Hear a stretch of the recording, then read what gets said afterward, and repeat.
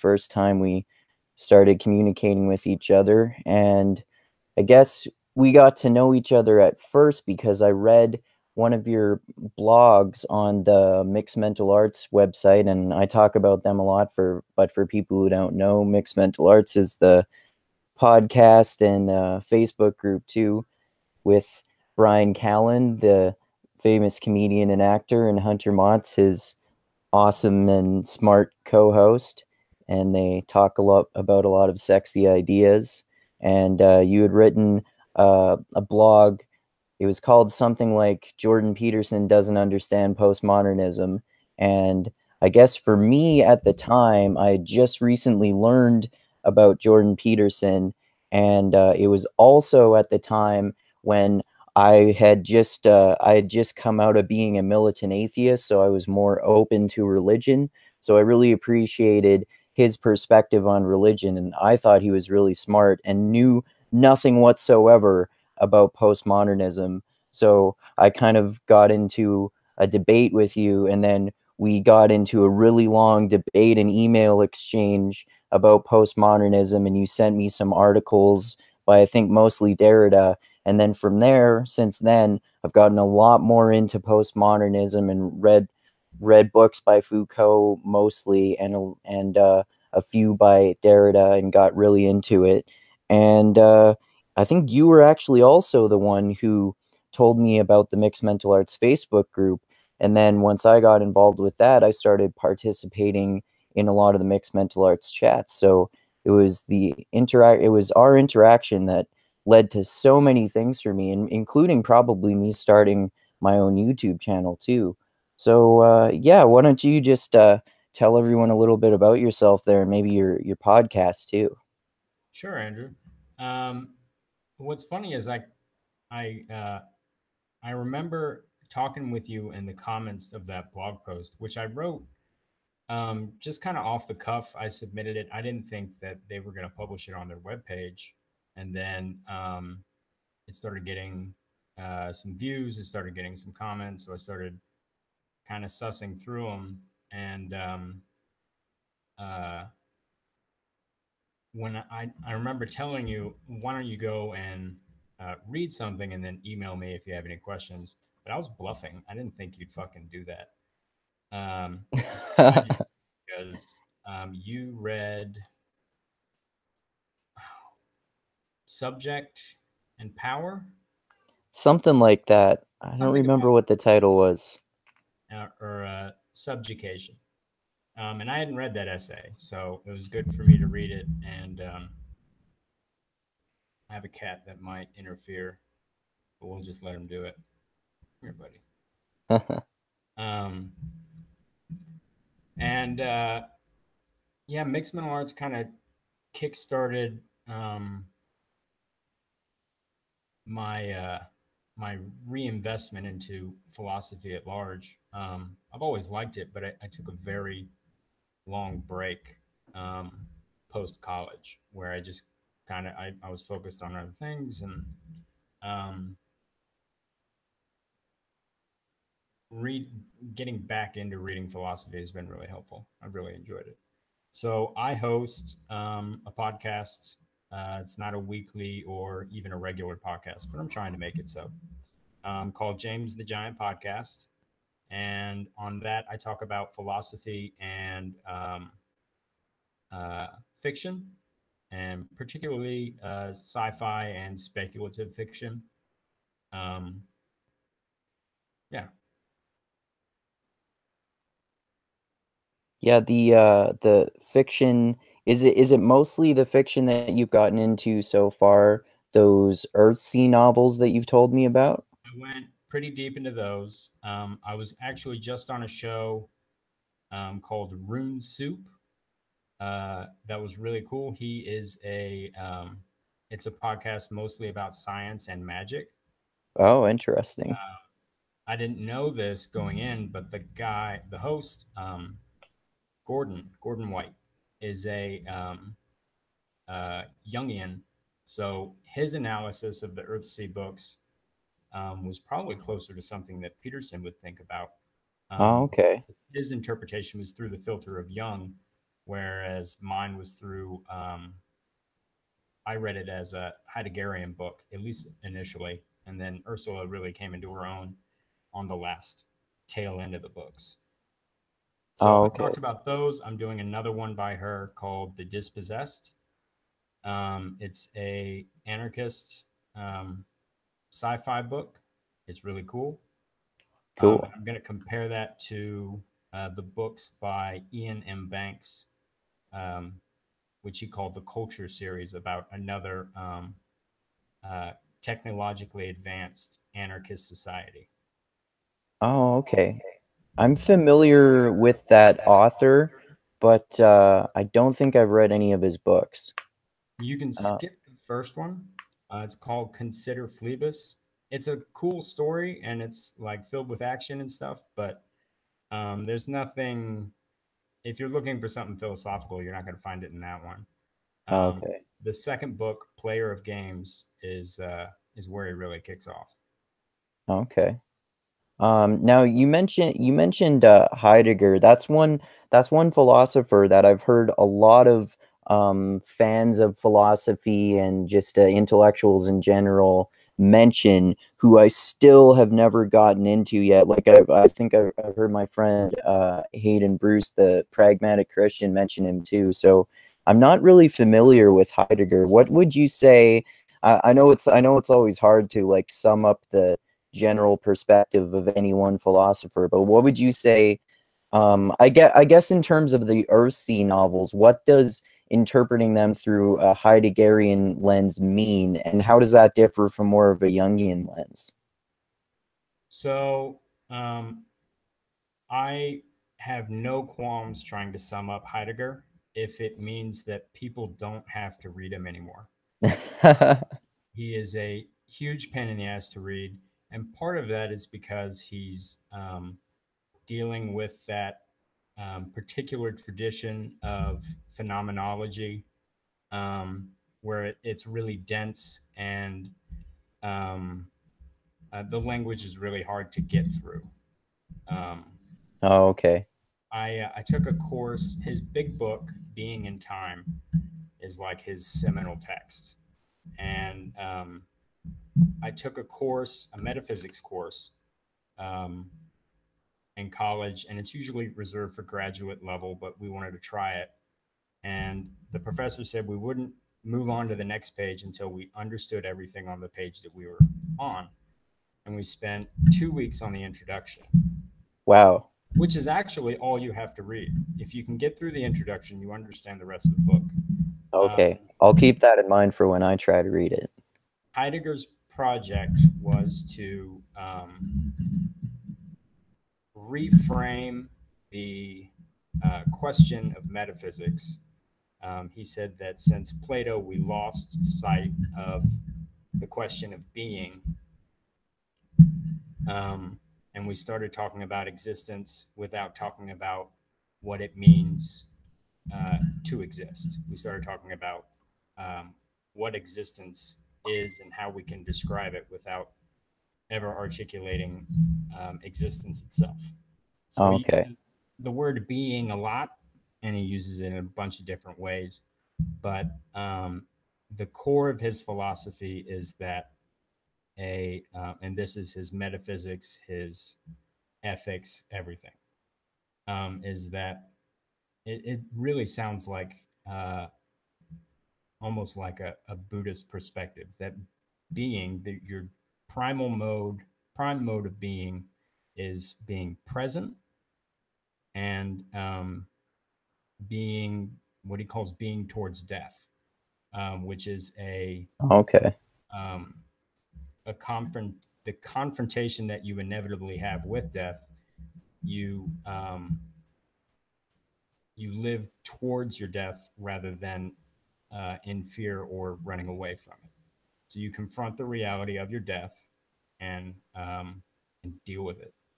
Okay. Yeah, that does sound pretty Buddhist. And once you do that, you can confront everything else in your life. Okay. Oh, okay. So So, oh, Derrida's work was built a lot on Heidegger's work. Um, but one of the reasons that I think we should skip Heidegger in general is that he was a. Did you hear that? Yeah. My cats are running around. He was an unrepentant Nazi. So Oh, I didn't realize that. yeah, so it came out sometime after his death, um, and it like during World War II, you were either a Nazi or you were in exile, and so there were a lot of apologists for Heidegger because his philosophy sounded so good, and they said, well, he had to join the Nazis or pretend to join the Nazis so that he could do his big work. And then we found uh, sometime in the 2000s, um, his private journals were published, and he has this whole ontology about um, the Jews, and it's just pure Nazi bullshit. Oh, okay. That's what I was gonna ask you about. Yeah. So his private shit was all Nazi propaganda too. And so now people are left with, well, what do we do with this great body of philosophy that happens to have this big crock in it that deals with Jews and anti-Semitism. Oh, okay.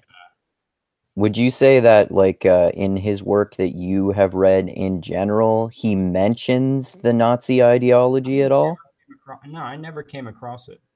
Oh, okay. I didn't finish his book, and it might have been in some of his other work.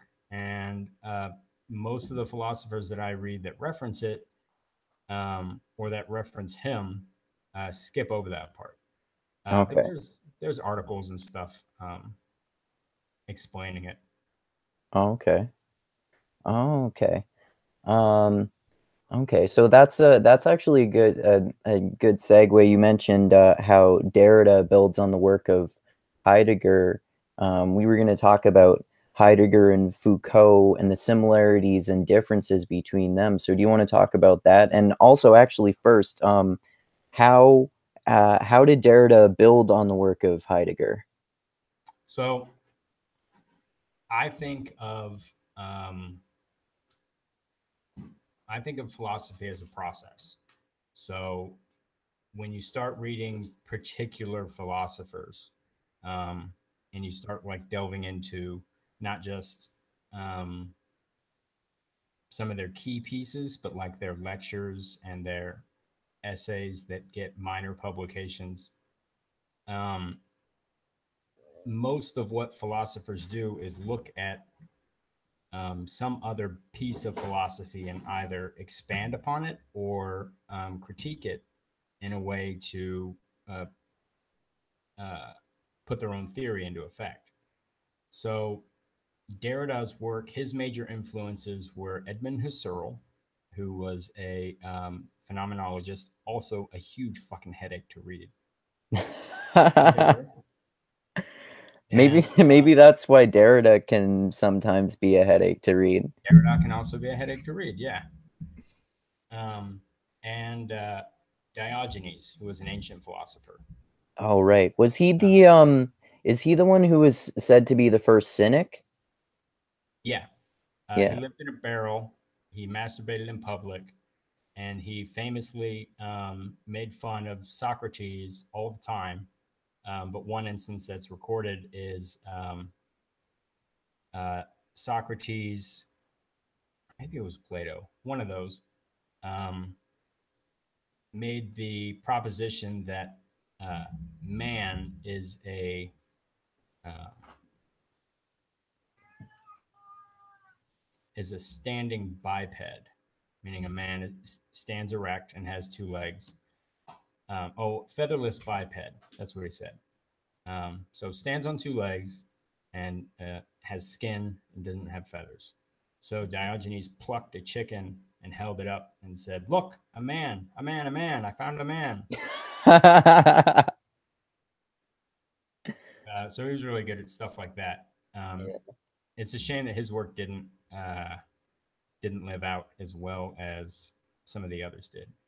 Diogenes is one of those philosophers I've been meaning to get into, and I hopefully I will soon because I've talked before with a professor of philosophy who mainly teaches Stoicism, William Mhm. Ferriolo, on my podcast here before, and he brought him up because apparently the Cynics were a huge influence on the Stoics, and I'm a big fan of Stoicism too. So that was the first time I had heard of Diogenes, and I thought it was so fascinating and hilarious that there are rumors that he masturbated and also defecated in public too. Yeah, He sounds like a really interesting philosopher. yeah, they do could party. So if you understand philosophy as a process, then you can kind of see how Derrida's work, it doesn't stand alone. So um, a lot of criticisms of Derrida will take um, some of his work or a particular text and say, well, and criticize that. But one of the reasons that philosophers do this is so that in order to critique their particular idea, you also have to have something to say about the rest of the history of that idea because it doesn't stand alone by itself. It has a Okay. whole foundation underneath it.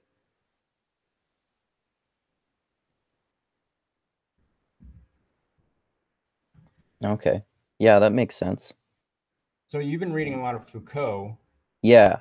Yeah, Uh, mainly Foucault, I would say. I read what was the I Discipline, think the Derrida, sorry? Discipline and Punish, Yeah, yeah, I read that was one of them, and I was just thinking of the Derrida one that I've read recently. It was Gift of Death. yeah, yeah, that was the one that you recommended to me that I read. Yeah, yeah. That was really And good. I'm and I think I reread Madness and Civilization recently too by Foucault. Those were, yeah, I would say, like, so far, obviously I've read more Foucault than Derrida, but I would say so far I'm a bigger fan of Foucault than Derrida. I guess it's probably mainly because I still have some leftover remnants of that mindset of when I was a militant atheist and he criticizes religious ideas a lot. So yeah. that's probably why I would say. I think they had pretty different projects. Um, One way to look at how philosophers are similar if they lived during the same time, which Foucault and Derrida did, um, is you see if they reference each other in their own work. And I don't know of any body of work that where Foucault references Derrida or Derrida references Foucault. Foucault was Okay. very concerned with sociology and history of Yeah, that's one aspect that I like about Foucault too, his historiography, I think it's called, right? Where he goes through the history of ideas. I like that. yeah, and it's very concrete. It's pretty empirical. Um, it's analytical, and Derrida's work is more centered around language and signs, phenomenology, um, and phenomenology is a lot more uh, inarticulate and free form, which is why I like his discussion of phenomenology. That's probably one of my favorite aspects of his work and his analysis of language too. yeah, I'm halfway through The Gift of Death. I'm at the last chapter of the first half of it, which is I think the chapter is called, in English it translates into the holy other is holy other. And I have an idea what he means by that, but I haven't read it yet, so I can't really say. But I'm Okay. taking a short break um, because I'm studying for a podcast that I have coming up with a guy that's really fucking blowing me away, um, named Timothy Keefe. And so I'm reading Derrida's first big essay called Structure, Sign, and Play in the Discourse of the Sciences. And Okay. Would you that's, mind sending that to me so I could read it at some point too? oh yeah, it's Yeah. only 13 pages. It's pretty easy. Oh, okay. He talks about the philosopher Levi Strauss. And this is where he lays out um, post structuralism. And it doesn't seem, so far, I'm about halfway through it. It's not very difficult to read, and it has a lot of really um, great material in it. Okay. Cool. Yeah, so I've been studying for that. This guy's going to come on. He reached out after the um, Thaddeus podcast, and Cool. he sends me about 5 books a week. Oh, wow. Yeah, this guy. I mean, he has his master's in philosophy, but he's not in the field. Meaning he does something different. He's not a philosopher, and he's not a teacher. It seems like that's kind of common to me. I mean, based on my admittedly very limited experience of people who literally have at least like bachelor's degree in philosophy. Like I know a handful of people who have actually done formal study of philosophy, and they seem to end up not actually going into the academic fields in philosophy. Well, and that's part of the problem of philosophy as a field is that we don't pay people to um, just sit around and think. We Yeah, pay them to solve particular problems, which is what think tanks are for. But those are all um, what philosophers would call like motivated reasoning. Um, yeah. we already have the conclusion. Now we have to um, structure the argument to support it. Yeah, So and they tend to be funded by organizations that have really strong political biases too. there's motivations, um, and so you're and that's not such a big problem as far as the history of at least Western philosophy is. Uh, Plato was a teacher, Aristotle a teacher. We've been teachers all the way down, and teaching is fine. It's just that at this time, people don't want to spend um, their life in academia. I didn't. Yeah. Um, I don't want to either. That's why I know. I've thought many times about about pursuing various different types of academic degrees like philosophy or history or even biology or so many other things, but I've just thought like I don't want to devote years of my time and thousands or tens of thousands or hundreds of thousands of dollars with an uncertain outcome and the idea of probably not having a good chance of making a decent living doing it anyway. Right. So we're left with a decision of do we become experts in a field that will cripple us in the process financially, um, or do we do independent pursuits? And so we end up left with independent pursuits, which is what I do, and that's what you do, and that's great. Yeah. Um, but a lot of people that get philosophy degrees or philosophy minors um, end up as lawyers. A lot of people, everybody in law that I've spoken to has at least a cursory knowledge of philosophy, if not That's a really big interest. that's And it's, probably really important for being a lawyer, I would say, because philosophy can sure teach you how to argue well. yeah, there's a lot of crossover in some of the classes, um, and the rhetoric is a lot the same. Yeah. Um, oh yeah, you mentioned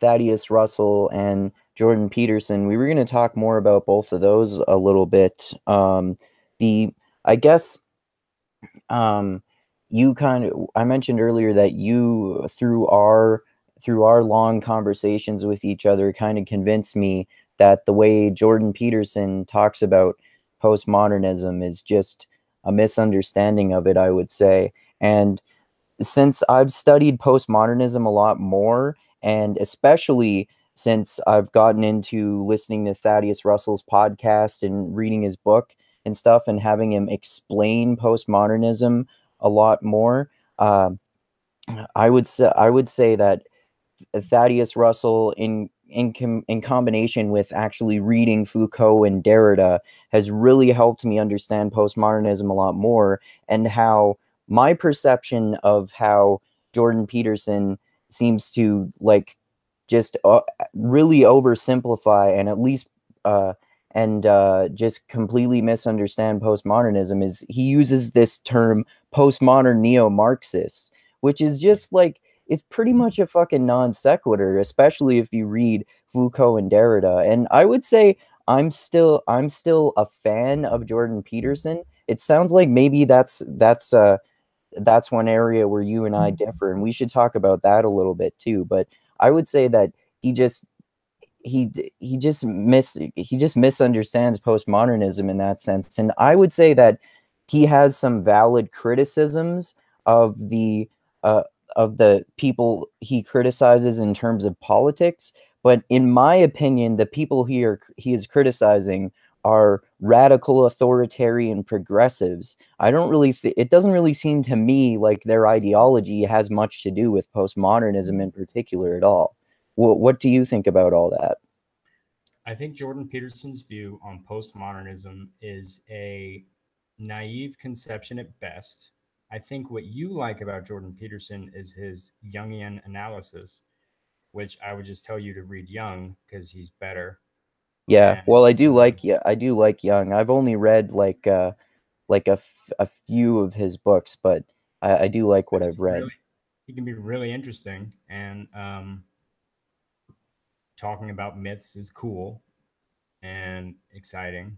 Um, Calling anybody a postmodern neo Marxist requires at least some clarification because the two schools of thought are opposed to one another. Yeah, A Marxist materialist um, perspective has the narrative built into it that postmodernism rejects. yeah, Uh, and I don't think that postmodernism has anything to do with what's going on in academia because uh, nobody understands what postmodernism. I mean, you can study philosophy for 4 years and not even touch postmodernism. yeah, I didn't. I took one course on it, and aside from that, we don't touch it. And I mean, Jordan Peterson is a scholarly academic, yeah, and he doesn't understand it. So, what are the chances that the first, second, and third year students that are radicalized against him also happen to understand it? None of them have read it. yeah, probably. So, it just doesn't seem likely to me that these obscure and dense texts have anything to do with what is going on in a very marginal um, class of universities. Yeah, and like almost everyone who talks about this situation that's going on in universities seems to acknowledge that it's a small but very vocal minority who is doing all this screaming about like gender and oppression and and all that kind of stuff. And like it seems like that their ideology is like the way Jordan Peterson describes it. He seems to say something like they have no ideology. They're really nihilistic. Therefore, they want to bring down all power structures and replace their ideology, and replace those ideologies with their own ideology. But their own ideology is really authoritarian, and it has a specific meaning structure with specific moral values too, which are against the nature of what little I understand about postmodernism, because it seems to me like postmodernism in general is anti-authoritarian and really against moral absolutism too. So that's Yeah. why it makes like no sense to me. Yeah. And that's because he hasn't read any of the works. Um, I think in a Reddit AMA, he'd been questioned about this, and there's a book that he references that's a critique of postmodernism. Um, there's a writer for Viewpoint magazine, Shuja Hager. I know I butchered that name. He wrote a huge article last year, I think, about the history of postmodernism and the history of Jordan Peterson's idea of postmodernism. And it actually traces back to a conservative think tank from, I think, the 80s. Oh, wow. So one of the things that I'm trying to do on this upcoming series of podcasts with Timothy Keefe, because our outline just keeps getting longer and longer of people that we want to talk about. And we want to explain postmodernism from a couple different viewpoints. So we're going to cover some of the early critics. We're going to cover, there was a big boom in the 90s and late 80s of people writing books and articles about what postmodernism is. And so we're going to look at what they said it was then and what it said now. But what we're trying to do specifically is focus on philosophers that are not Derrida or Foucault, Okay. to kind of highlight that there were more than two guys Yeah. as the postmodernists. And even though Derrida and Foucault worked on entirely different projects, all the others did too. And so it's not not only is it not a cohesive ideology because they all had different ideas of what's going on, um, but uh, we're trying to display how this is a description of an era of philosophy and thought, and that it doesn't have a singular event that marked it. It wasn't the Frankfurt School that started it. I think it started back with Nietzsche. And after reading this essay by Derrida, he agrees, it sounds like, because he's describing this event that spurred post structuralism. And he says, well, it would be ridiculous to describe it as a singular event or a place in time that it happened. Um, it kind of uh, it was a gradual change and it was a flow, um, with resistance and currents. And there's one thinker that we're going to cover. I think it was Borgman or Bowman. There's a lot of B names coming up. He described postmodernism not as a thing um, outside of modernity, since it is a reaction to modernism and modernity and the Yeah. Enlightenment. Um, he calls it liquid modernity. And I don't know exactly what he means by that, but I like the phrasing of it. And Timothy Keefe is going to break it down, but it's probably going to take us at least 2 episodes, is what we have scheduled. And we might do a third one. Cool. I should definitely check out those episodes. And I don't yeah, know. We're going to do I guess next week I should probably do at least the first one. Oh, okay. It's interesting that you brought up Nietzsche too, because I've thought about that before, and I think you and I might have talked about that before. And I think yeah, a while ago, I listened to the episode of your podcast that you sent me, which was about Nietzsche's perspective on truth. And he has a pretty, or had at least a pretty postmodernist perspective on truth. I would say, like, that there is no such thing as objective truth. And I think we might have talked about this before too, but I'm not sure. I've talked about it with a few people about how you could even go back to Socrates in a sense, because, like, his famous line, which he may or may not have actually said, is that the only thing I know is that I know nothing, which to me means that there's no objective knowledge either. So it's interesting, like, how many different philosophers that you could say contributed to the postmodernist philosophy and had kind of what we would label now as postmodernist philosophy. Derrida called these traces or specters. Um, they're traces when we're looking for something. So if we're searching for uh, a thread or a way to look at a particular problem, we'll find traces of the problem and traces of our answers throughout history. And he calls them specters when they haunt us. Um, Oh, okay.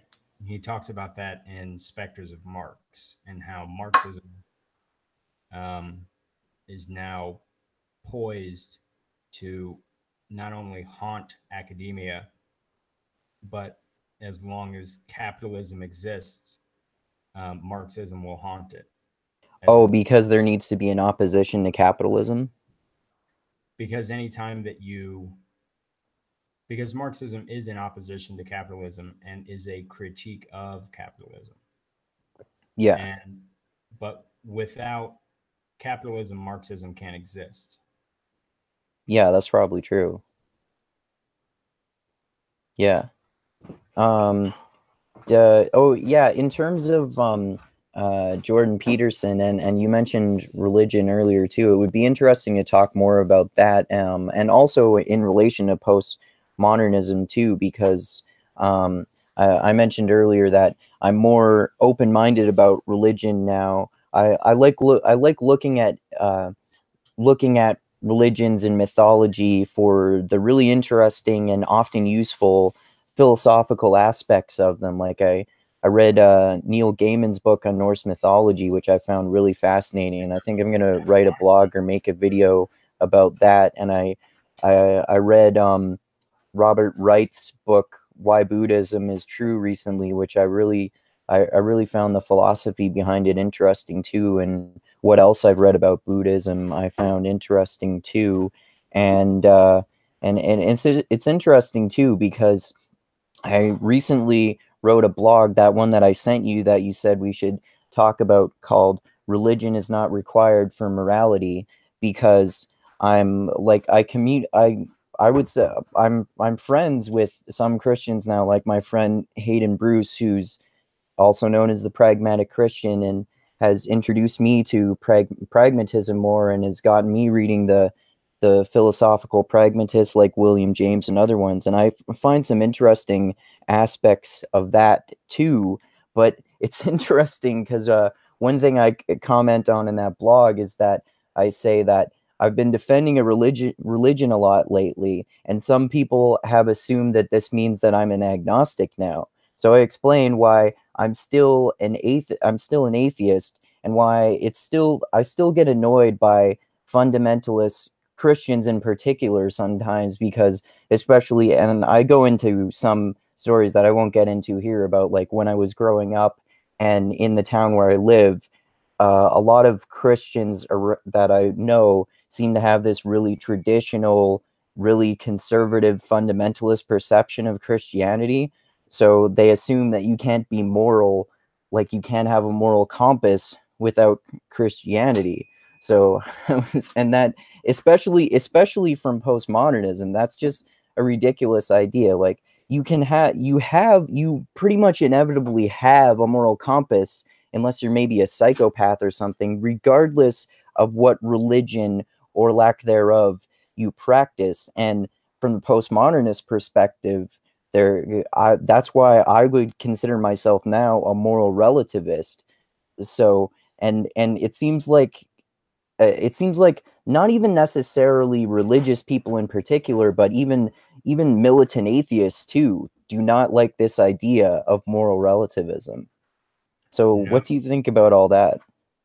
Well, it's interesting to remember that a lot of people's confrontation with religion has to do with the uh, the context in which religion is applied.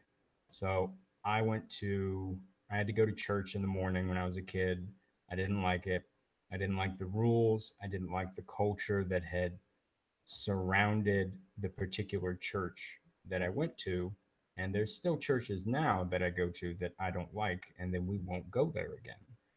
Um, but these ideas and norms and behaviors within uh, evangelical Christianity have a history and they have a context. Of And course. if you take that away from them, you also take away the power that they have to manipulate the way that you live and manipulate the way that you think about religion and Christianity. This is something that Kierkegaard spent pretty much his whole life doing, as far as his work in philosophy was always about challenging what he called Christendom, which is Christianity, um, and the culture of Christianity and the structure at hand of Christian belief. And if you there's a bunch of different ways to reinterpret um, the Bible and the stories and the texts and all of that. And we just seem to be stuck for the last like 40 or 50 years in a particular mode of Christianity, um, that has become very profitable, um, and very prevalent. Yeah, So well said. I call myself a Christian, um, and Oh, I didn't then realize that. yeah, and I say I'm a practicing Christian. And the way that you practice playing guitar or practice playing the trumpet, uh, you're not always very good at it. You're still kind of learning. You're getting better every time. You don't do it every day. Uh, that's how I view my Christianity in the everyday life. And then I try and find ways where I can make sense of it. And where I can't, I turn to there's certain people that I read that either take an idea and say this is a bad idea and we can throw it away, or re-explain it. Kierkegaard does a really good analysis of the Abraham story, Okay. where he takes his son to the hill to sacrifice his son, because God told him so. And um, when I started diverting from Christianity um, into atheism, that was one of the stories that kind of stuck out to me as um, a real moral problem um, in my conception of God. Because what kind of God would do that? It seems not only unnecessarily cruel, um, but pious and um, awful. And Kierkegaard looks at the story and says that it's not about um, sacrificing uh, your son to God because God told you so. It's about what he calls the leap of faith, and that in he's trying to analyze what faith is and what faith means, and that a true absolute faith is not only an absolute duty, but that it supersedes even our ethical modes of behavior. So when you take a leap of faith, and Derrida goes into this in The Gift of Death, a leap of faith is a jump outside of the constraints of um, anything reasonable or ethical. Okay. Yeah, that makes sense. Oh, that's really interesting. I didn't realize that that you considered yourself a Christian now. That's interesting too because that's your perception, particularly the idea of faith, is one of the reasons why I really like my friend Hayden Bruce and his Pragmatic Christian podcast, because I really learn a lot from him and the people he talked to about all the different ways there are to be Christian. I had no idea that there were so many different denominations, and there was I wonder if you've heard, there was an episode he did with a guy who studies postmodern Christianity in particular, which is a whole realm of philosophy that I wasn't even aware of. And I also I wonder why it was that you went back to Christianity, and also I want to know what your conception of God is. I turned back to Christianity because my wife made me. We uh, we fought about it a lot, and we went to a bunch of different churches before I found a church where I can do the kind of work in church that's meaningful to me. So we went to a couple different churches where the pastor was preaching, and not only did I feel disconnected from the rest of the room, but I was getting angry at the speech. Oh Um, wow. and then we would fight in the car because I'm being overly critical, and she wasn't. And so we tried that a couple times, but she said, "Look, if you want to be with me, I need you to be a Christian." So I had to find a way to make that work because I love her. Oh wow. So I did. And um, that was not easy. I had to really, uh, really search. Initially, it was hard for me to find even Christian podcasts that I could listen to and tolerate, because a lot of the conventional Christian language is really awful. And once I found my way into um, a postmodern analysis of Christianity, or a revisiting of theology, then I got really into it. So, Deconstructionist podcast is really good. They deal with uh, Christianity. It's two pastors, and they talk about deconstructing theology.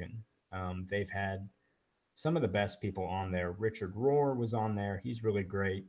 Rob Bell is another Christian thinker I'd recommend. John Caputo was on there. He is the um, best living scholar on Derrida. His Oh work is okay. really fantastic, and his books really help um, uh, kind of illuminate Derrida's ideas, and in really helpful ways. Okay. Would you say you like, or at least part of the reason that you like Derrida more than Foucault is that he's more sympathetic to religion than Foucault is? No, I don't think so. No? I don't know what it is about Derrida in particular.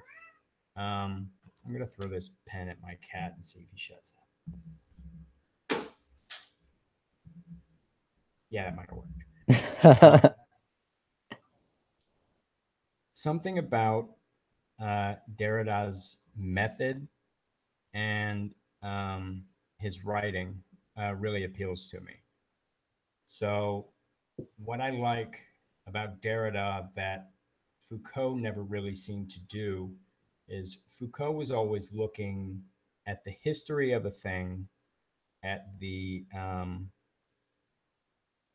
at the place where an idea came from. He's always looking at ideas through that historical lens. And Derrida does that as well, or he at least always acknowledges that. He says over and over again, we're stuck in history. You're stuck in time. You're stuck in place. And that's why you can't get out of context. But what I liked about what I like about Derrida is he is forward looking, and so he through the power of imagination and through the power of will and um, love in his later works, he's looking at what can be, what we can manifest that is beyond these confines that we currently live in. So his ethics is always projected outwards towards towards greater forgiveness, towards greater possibilities. And that's what he always talks about, the thing that's wholly other, the impossible, the horizons that you have to always reach for, even though you will never reach the horizon. You'll never grab it. Oh, okay. You It's kind of like the idea of enlightenment in Buddhism for sure too. It's like an impossible goal to reach, but it's still something that you should strive for. it's the striving that gets you there. Yeah. Yeah, yeah.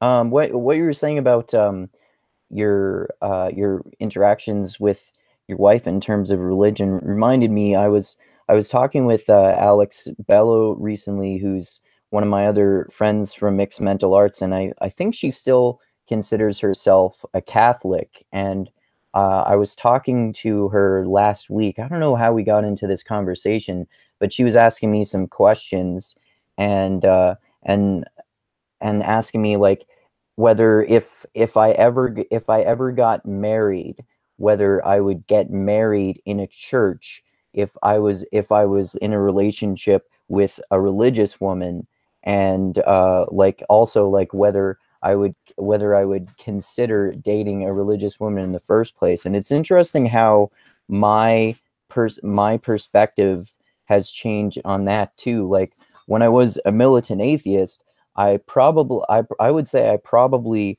wouldn't have wanted to date a religious woman, but how my perception has changed on that now. Also in relation to pragmatism, which I've mentioned Hayden Bruce several times now, but how my perception has changed on that, and also in help with mixed mental arts, because Hunter Motz talks a lot about this too, is that I would date anyone regardless of their religion or lack thereof.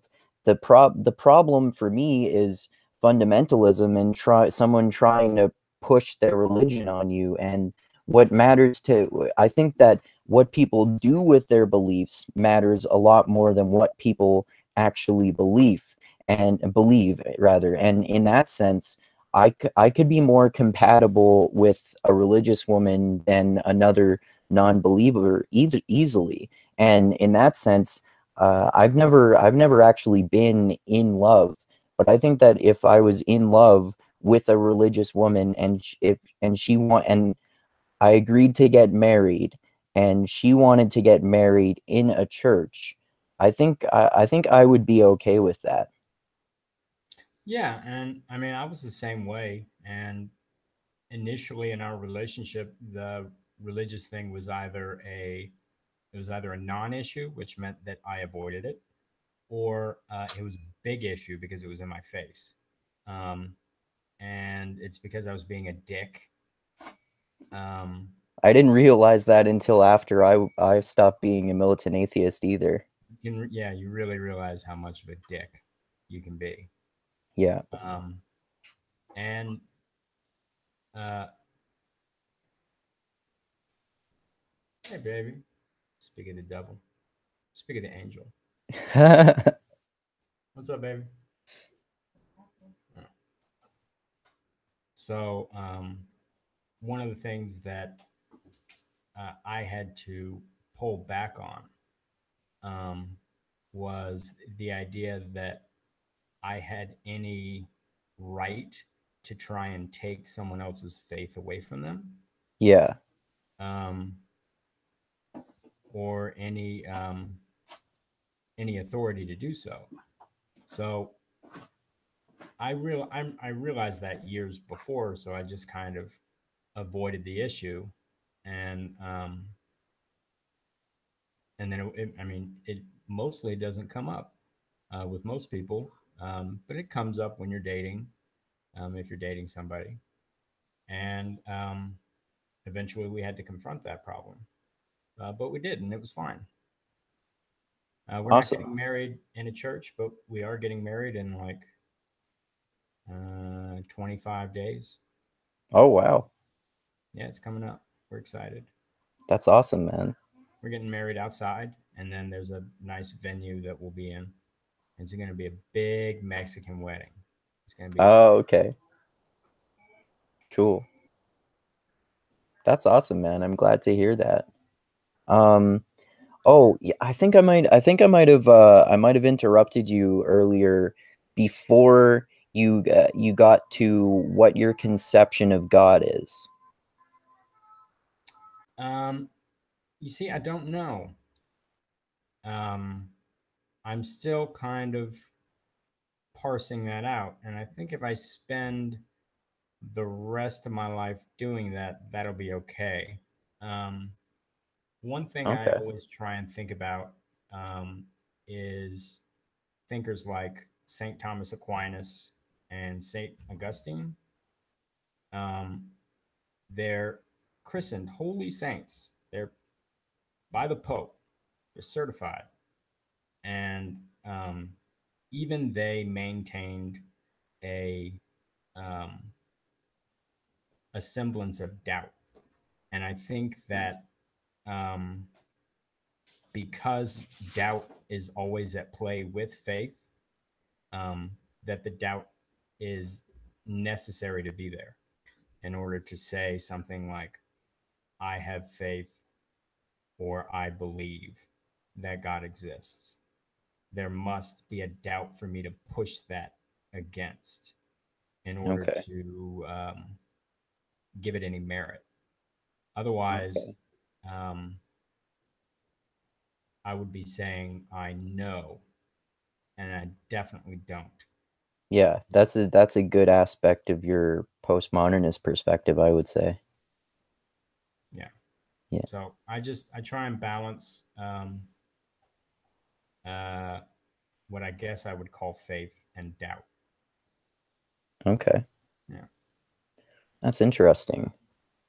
Um, The only other subject that we were gonna get into, I think, is another one that you happened to end up changing my mind about in our long email exchange eventually in comparison with me learning more about postmodernism, which is this concept of race.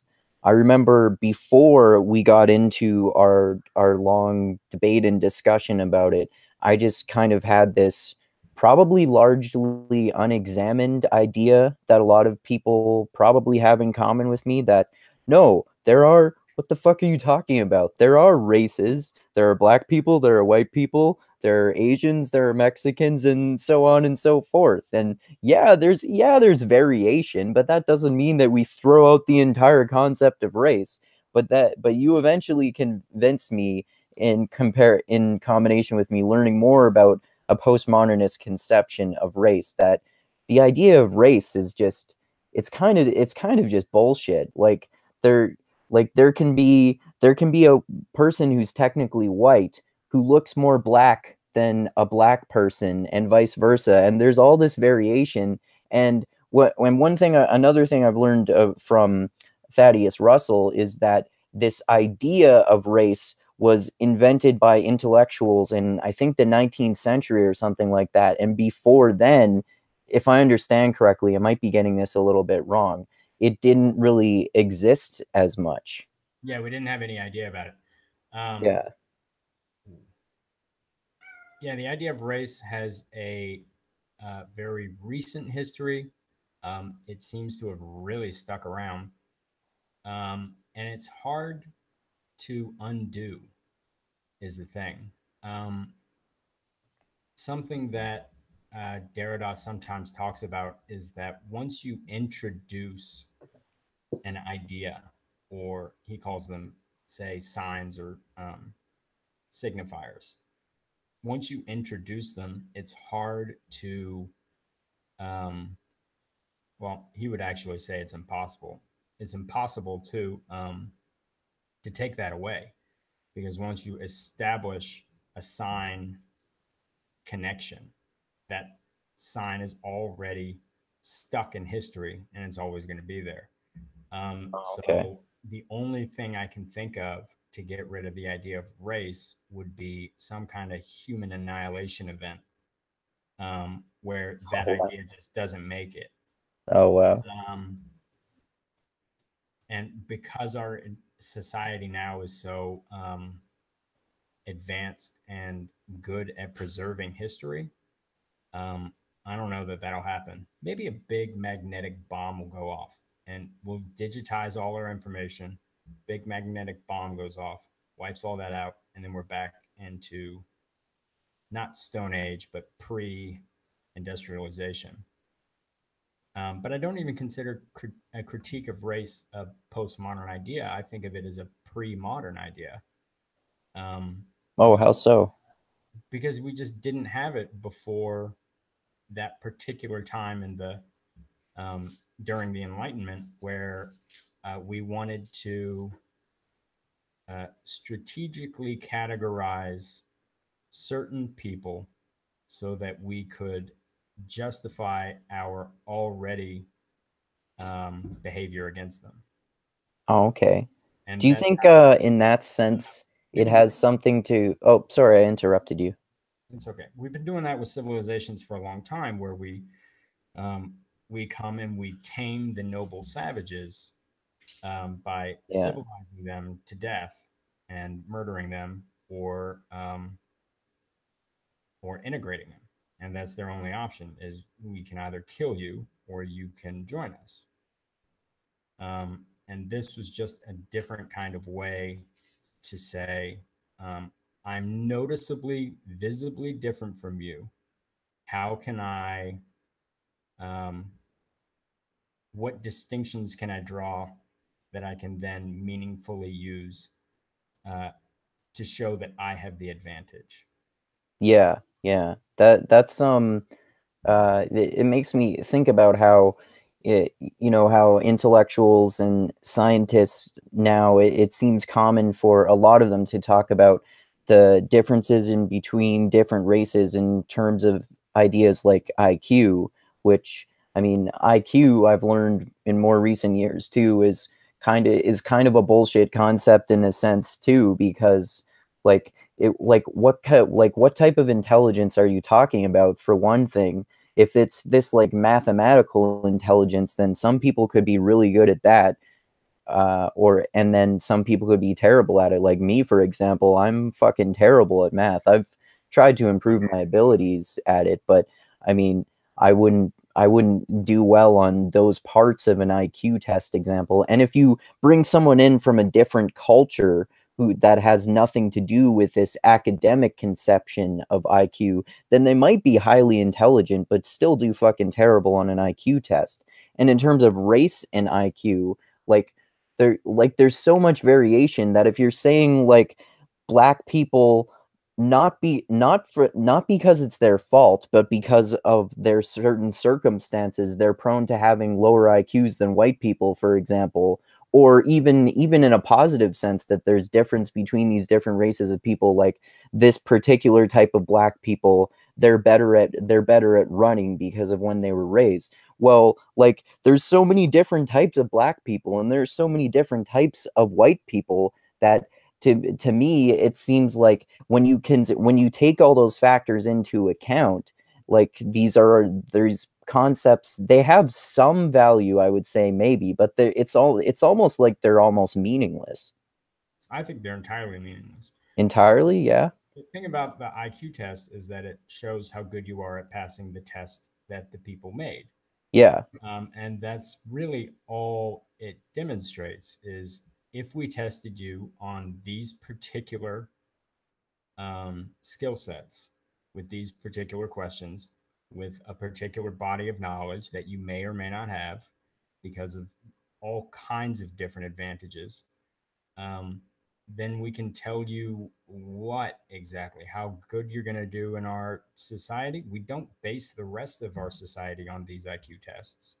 We don't do anything with them.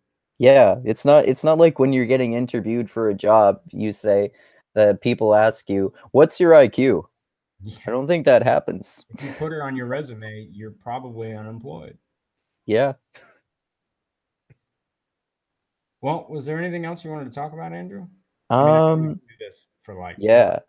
Yeah, no, not that I can think of, but yeah, this was a great conversation, and I would love to talk to you plenty of more times. Yeah, we'll do Uh, this again.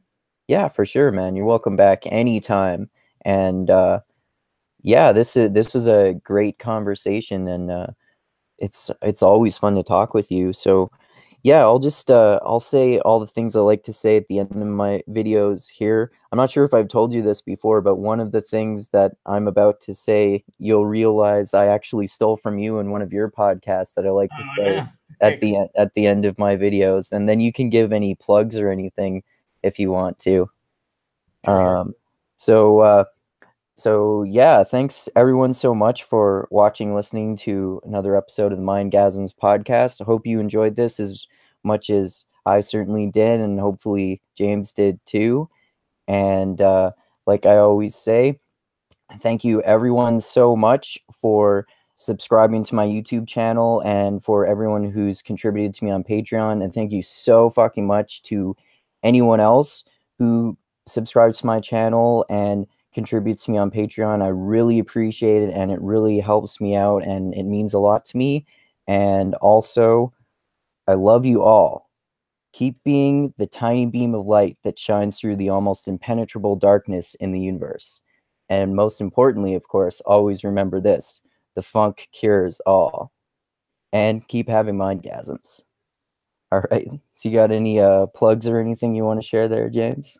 Yeah, follow me on Facebook or Twitter at James Giant Pod, all one word. You can find my podcast on iTunes and I think Stitcher. Um, it's called James and the Giant Podcast. I did an episode this last, actually, I think it aired on Monday. Um, just a quick update on some things that are coming. I just didn't want to leave everybody out in the lurch while I got busy with regular life stuff. And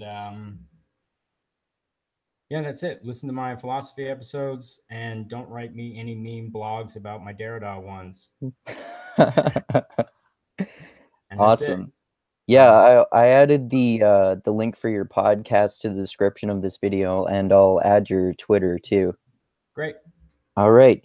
Yeah, and thanks so much for talking, and thanks everyone so much for watching. Keep having mindgasms. Adios. Adios.